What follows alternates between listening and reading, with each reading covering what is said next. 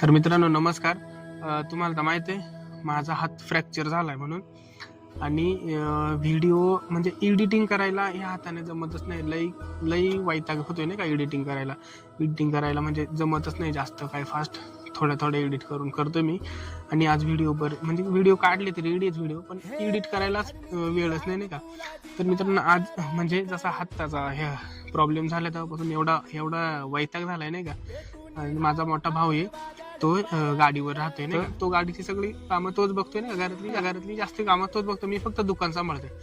आणि आता काय झालंय, दुकानाची पण जिम्मेदारी त्याच्यावर आले. आणि मी या हातामुळं रात्री तो मार्केटला गेला, रातभर पहाटे आला. परत एक सकाळीच भाडा घेऊन गेला होता अकोल्याला.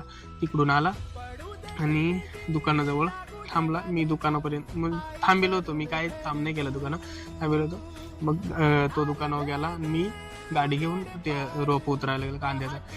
त्याच्यामुळे मित्रांनो भाव असावा प्रत्येकाला, आणि आपला भाऊ सगळ्यात भारी.